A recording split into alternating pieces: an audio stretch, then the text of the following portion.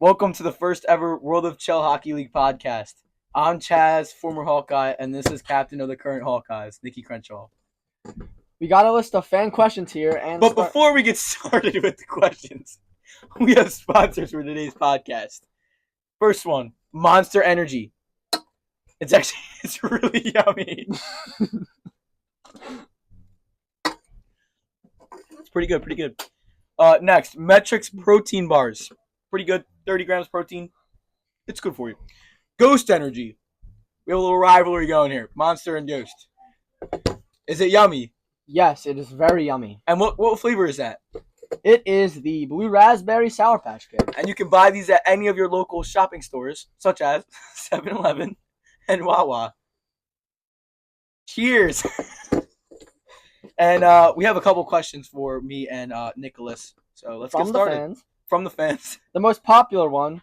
Who do you think is the best player currently in the World of Chell Hockey League? So I did a couple calculations here. And I got to say, my number one, or should I say two people here, are Ben Brango, number one for the Vampires, or the Vamps.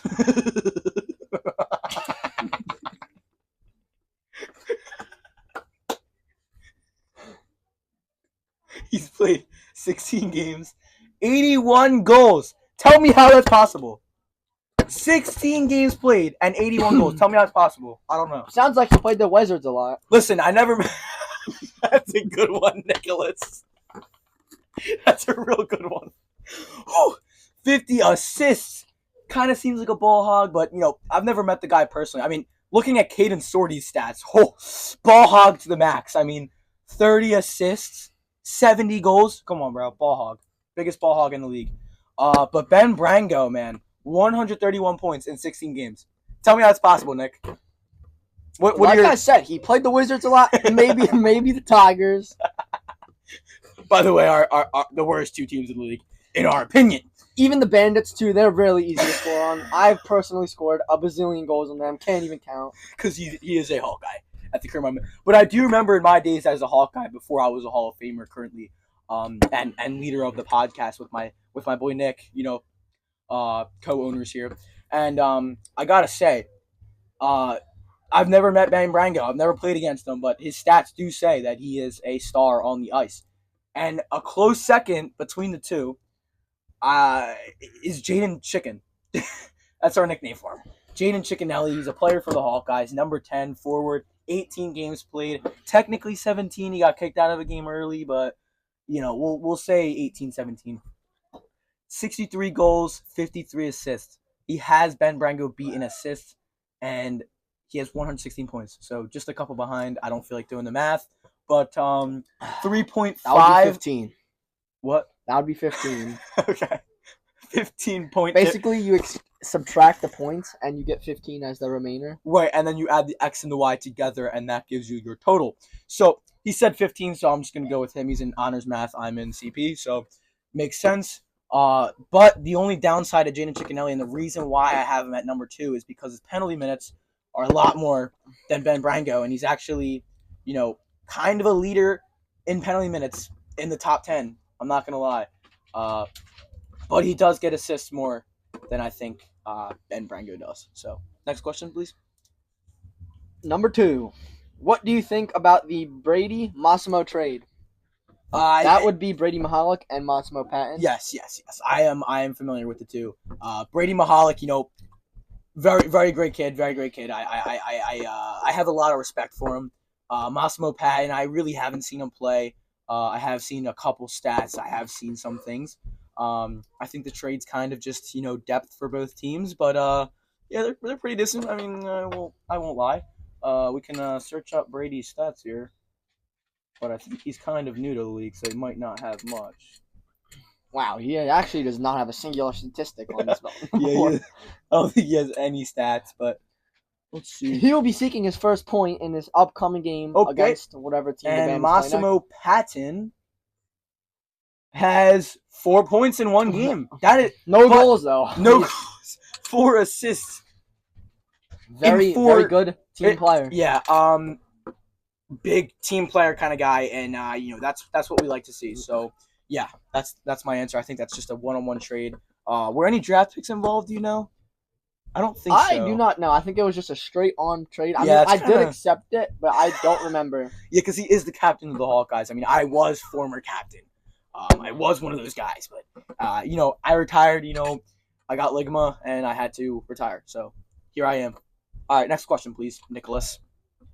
What about the Cooper Elliott Ben Hanold deal? Now, this is a deal that I think is just insane. I think uh, it was a great deal. Cooper Elliott, he's had 13 games played, so not many, and 69 points. 69 points in 13 games. That's crazy. Now, not as great as Ben Brango. I mean, Ben Brango, he's like the Connor McDavid, Wayne Gretzky kind of guy in this league. But Cooper Elliott, yeah, very, very, very, very good player, and only 10 penalty minutes, so very, very talented. Yeah, he averages 2.7 goals a game. It's pretty good. And and then Ben Hanold. Let's see here. He's mainly a goalie. Am I correct?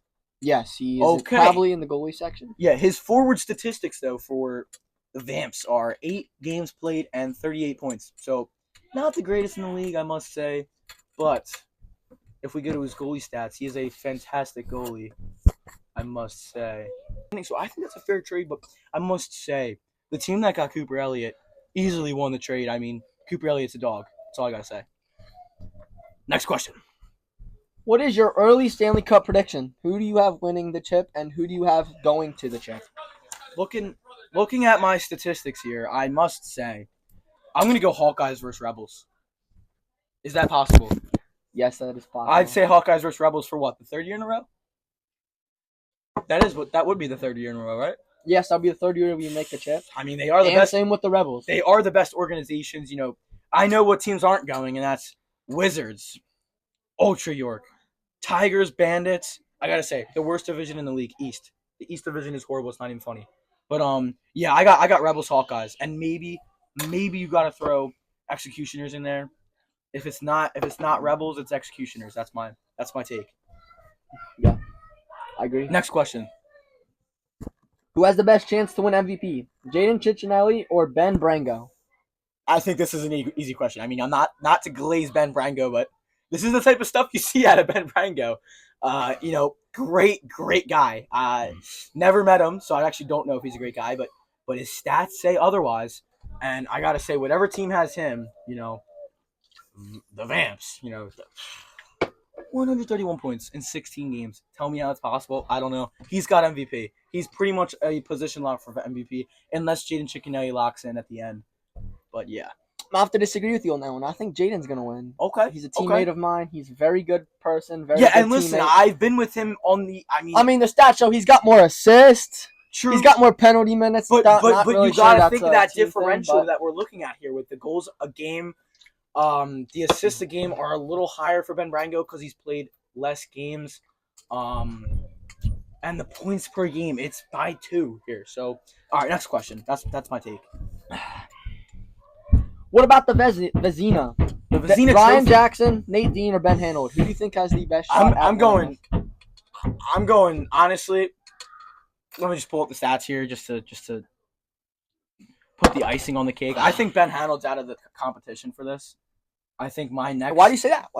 I just don't see him winning. I think the 2 guys that I have right now are Nate Dean and Ryan Jackson. Extraordinary in that. I mean, Nate Dean. I mean, you saw his shutout. What, 20 for 20 saves? 21, 22.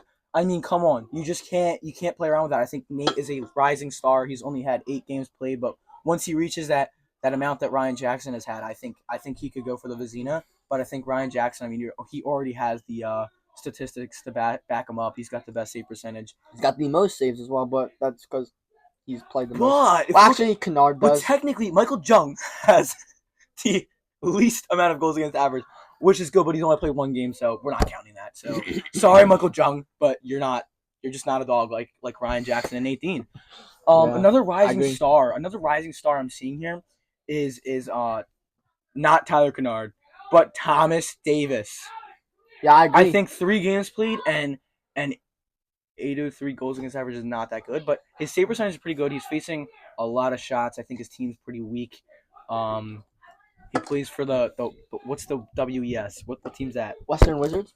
Yeah, what the Wizards are the worst team in the league, so it's definitely not a surprise. But all right, next question, please. Yes, sir. What is your early playoff bracket? Early playoff bracket. My early playoff bracket. Okay. There are 6 teams in the bracket, so you're gonna have to. That's 4. No, Five, one, six. 1, 2, Okay. 3, 4, 5, 6. You just gotta pick the 16 you So think will I'm make saying it. Hawkeyes and Rebels at 1 and 2, and at 3, 4, 5, and 6, I'm going Vamps, Nationals, and Executioners. 3, 4, 5, and 6. I need one more, bro. I don't see any other team on here that's that good. Did I say Vamps? Yeah, you said Vamps, Hawkeyes, Rebels, Nationals, Executioners. Personally, I think 6 is enough, or too many games. But I'd say Ultra York. I think the North Division is probably the best division. I think all 3 will make it to the playoffs. I'm Next not going to question. disagree with you. I think the Wizards will make it into the playoffs by a slim margin. I think they're going to pull off the impossible. Listen, and I win mean, the I rest of think their they'd games. have to. I think they'd have to sign me to a veteran contract at this point if they have any chance at the playoffs. I mean, I'm not. Yeah, that not- was a joke. They're definitely not making it. They are the worst team. They have the All worst right, next players. question. Next question, Johnny. Just kidding. Next question. Or I mean, Nicholas. What is it like being in the Hall of Fame? Whoa, it's a great question. Great question. Being in the Hall of Fame, it's quite. It's a very good accomplishment, I must say, but it doesn't come with much besides the golden jacket that they give you that says WOCHL, and that's about it. Next question, please. This was actually for me, so you can read it. Okay, so it says, what's it like being a captain?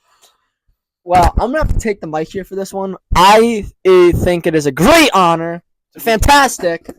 I'm so glad I have this opportunity. I get to manage the team, make trades, make jerseys, tell my teammates what to play positions wise. I get to be the guy to text Ryan and ask him when games are. I get Ryan to is the president. I get I to am the pick vice my president position. of World I get Cup. to force people to do stuff. So it's great. Also, you get to wear a big C right here on the corner of your jersey. Okay. And it is beautiful. I agree. Beautiful C right there. All right, so that's gonna wrap it up for our questions. We're gonna have to say thank you for tuning in and check episode 2. See ya. That's a wrap. It was never recording. For real? No, I'm kidding.